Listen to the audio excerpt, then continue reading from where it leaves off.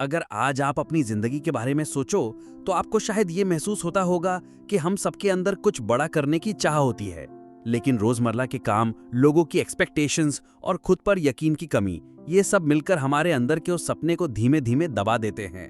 फिर एक दिन ऐसा आता है जब हम खुद से सवाल करते हैं कि क्या बस यही जिंदगी है? क्या सिर्फ सर्वाइवल ही हमारा मकसद है? इसी सवाल का जवाब लेकर आई है किताब ड्रीम बिग। ये किताब उन लोगों के लिए है जो अपनी लाइफ में मीनिंग, पर्पस और पैशन ढूंढना चाहते हैं, जो सिर्फ एक काम करने के लिए काम नहीं करना चाहते, बल्कि वो करना चाहते हैं जिससे उनके दिल की आवाज जुड़ी हो। चैप्टर 1, अपनी पहचान समझो। कभी आप खुद से पूछते होंगे कि आप कौन हो? वो कौन सी आवाज है जो दिल को छू जाती है जब आप कुछ करने की सोचते हो, लेकिन फिर किसी आदत या पुरानी सोच ने याद दिला दिया कि शायद ये आप नहीं हो। इसी कंफ्यूजन में बहुत लोग खुद के लिए बनाए गए मैप्स खो देते हैं क्योंकि आइडेंटिटी क्लियर नहीं होती। इस किताब में सबसे पहला मैसेज यही है कि अपनी पहचान जानो। इससे वो प्रक्रिया शुरू होती है जिसमें आप समझ पाते हो कि आप क्या महसूस करते हो, किस एनवायरनमेंट में खुश होते हो और क्या चीज आपको अंदर से रेजोनेट कराती है।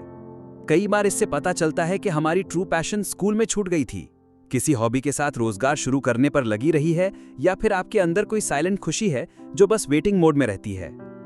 इस चैप्टर में आप एक पर्सनल एक्सरसाइज पाते हो जिसमें आप अपने उन 3-5 मोमेंट्स को आइडेंटिफाई करते हो जब आपने खुद को एनर्जाइज महसूस किया था। चाहे वो कोई सक्सेस हो, कोई कॉम्प्लीमेंट हो, या सिर्फ कोई मोमेंट जब आप रियली फोकस महसूस कर रहे थे। इन मोमेंट्स को ट्रैक करके आप खुद का एक पैटर्न देख पाते हो। वो पैटर्न ही आपकी रियल आइडेंटिटी बन जाती है। जब ये क्लैरिटी मिल जाती है तो आप रैंडमली काम करना बंद कर देते हो और ऐसा पाथ फॉलो कर देते हो जो आपके अंदर खुशी और मीनिंग दोनों लाता है। चैप्टर 2, फियर की दीवार गिराओ। सोचिए कि आपके सामने कोई सुंदर सी अपॉर्चुनिटी आई, कोई नया ऑनलाइन कोर्स एनरोल करने का माइंड में आया, राइटर बनने का टैलेंट उभर कर आ गया, या फिर लीडरशिप में कदम बढ़ाने का मौका खड़ा हो गया।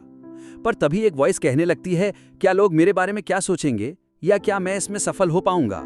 यही आवाज कभी फेलियर का नहीं, उससे बड़ी बात की है, सक्सेस की रिस्पॉन्सिबिलिटी की। ये चैप्टर बहुत करीब से दिखाता है कि फियर सिर्फ इसलिए नहीं होता कि हम गिर सकते हैं, बल्कि डर अक्सर इसलिए होता है कि हम सफलता मिलने पर खुद को संभाल नहीं पाएंगे। ऐसा लगता है कि कंफर्ट जोन में रहना तो सेफ है, लेकिन वही कंफर्ट जोन धीरे धीरे सपनों का कारावास बन जाती है। यहां आपको एक गारंटी नहीं दी जाती कि अगला स्टेप आपकी सक्सेस की तरफ ले जाएगा, लेकिन एक नई पर्सपेक्टिव मिलती है। फियर को बैरियर ना समझकर उसके पीछे की कैपेबिलिटी पहचानने की गाइडेंस मिलती है। एक छोटी सी एक्सरसाइज भी है जिसमें आप हर टाइम जब फियर आती है तो उसे वैलिडेट करते हो। लिखते हो कि डर क्या सिग्नल दे रहा है, आपके माइंडसेट पर कैसा असर हो रहा है, और क्या आप उस डिसीजन को लेने के बाद भी खुद से कॉम्प्रोमाइज करना चाहोगे। जैसे जैसे आप ये प्रैक्टिस करते जाते हो, आपकी फियर आपको ब्लॉक नहीं करती, बल्कि आपकी इंटरनल नेविगेटर बन जाती है।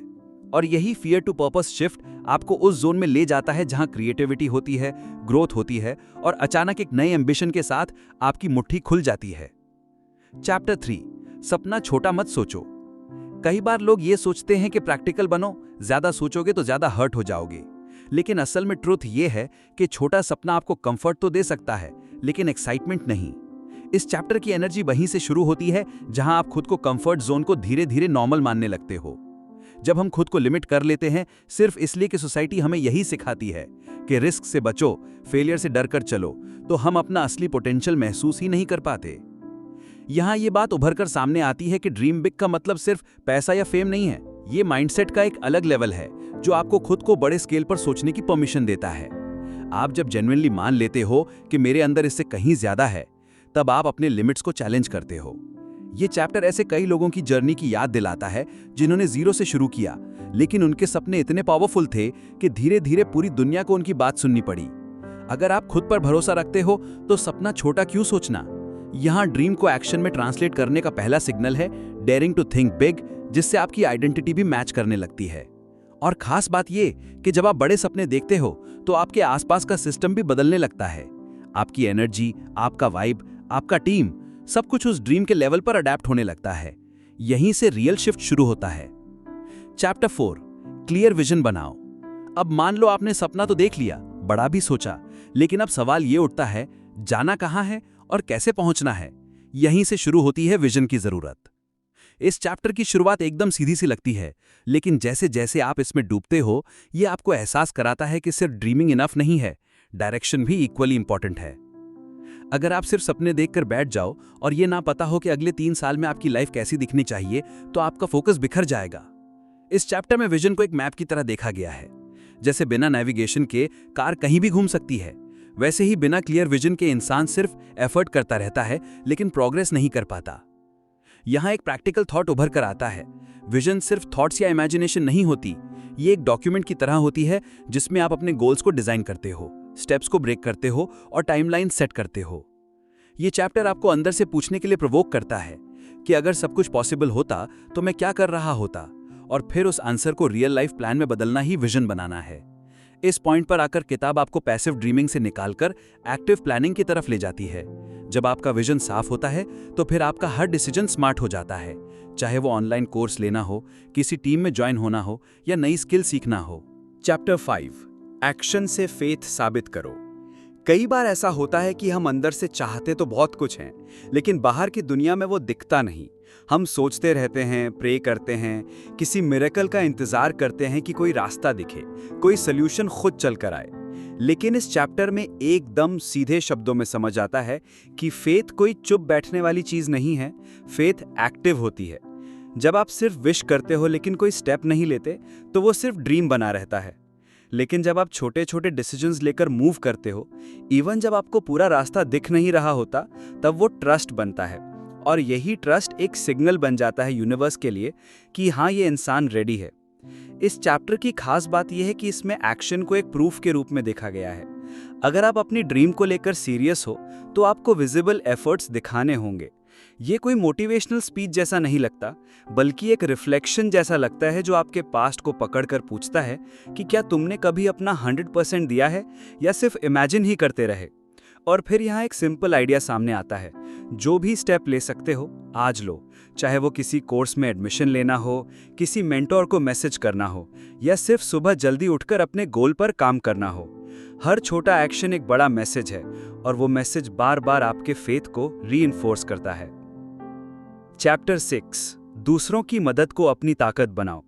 जब भी हम किसी ड्रीम के बारे में सोचते हैं तो कहीं ना कहीं उसके सेंटर में हम खुद होते हैं, हमारी मेहनत, हमारी स्ट्रगल, हमारे इमोशंस। लेकिन ये चैप्टर उस सोच को धीरे धीरे बदलने लगता है। यहाँ पर बताया गया है कि हर बड़ा सपना अकेले पूरा नहीं होता। कई लोग ये मान लेते हैं कि किसी की मदद लेना मतलब कमजोर होना, लेकिन असल में यही वो थॉट होता है जो कई बार आपको धीमा कर देता है। इस चैप्टर में ये बात बहुत ही प्रैक्टिकल अंदाज में सामने आती है कि कोलैबोरेशन कोई ऑप्शन नहीं बल्कि सक्सेस की कोर नीड है।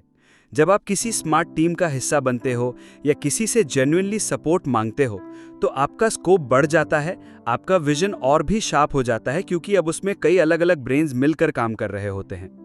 इस चैप्टर में कई रिलेटेबल सिचुएशंस हैं जहां लोग खुद सब कुछ करने की कोशिश करते हैं लेकिन एग्जॉशन और कंफ्यूजन में फंस जाते हैं। वहीं दूसरी तरफ वो लोग होते हैं जिन्होंने अपने साथ सही लोगों को जोड़ा, सही फीडबैक लिया और कलेक्टिव विजडम को अपनाया। यहाँ पर एक सिंपल बट पावरफुल रिमाइंडर भी है कि ग्रोथ अकेले पॉसिबल नहीं है।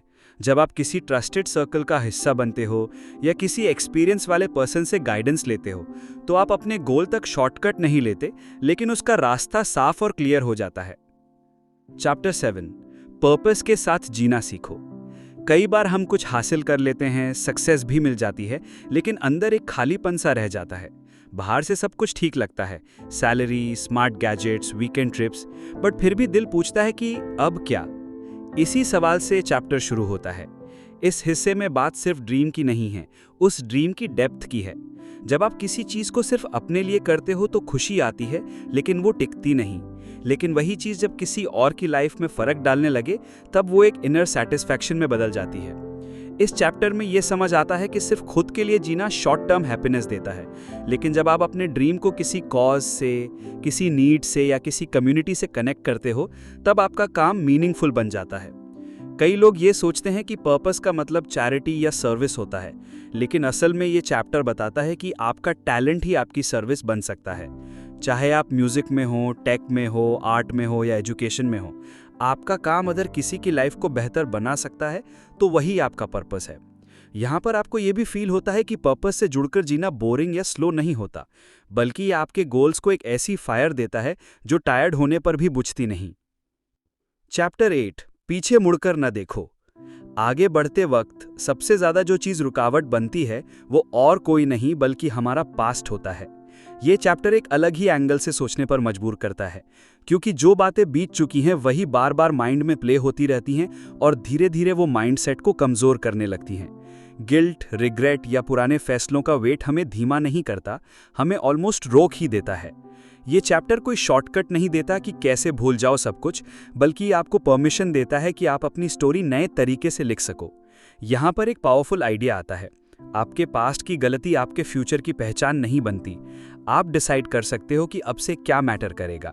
और ये डिसीजन कोई ड्रामेटिक एक्ट नहीं होता, ये छोटे चॉइसेस होते हैं, रोजमर्रा के एक्शंस होते हैं जो धीरे धीरे आपकी नई आइडेंटिटी क्रिएट करते हैं।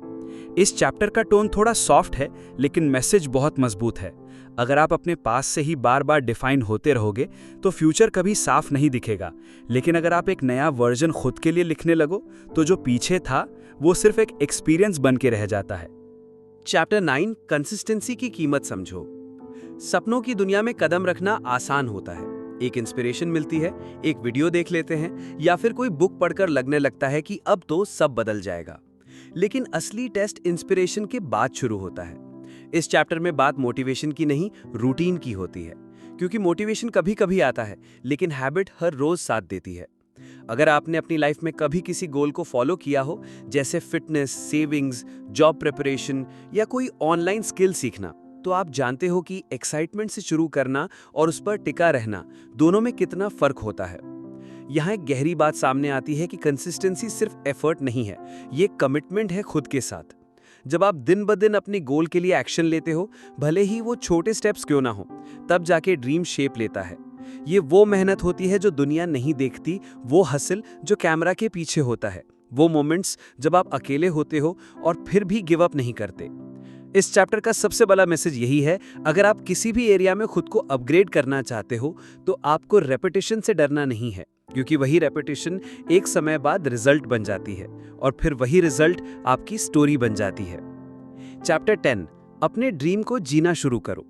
हर कोई सपने देखता है, लेकिन कुछ ही लोग ऐसे होते हैं जो उन सपनों को जीते हैं।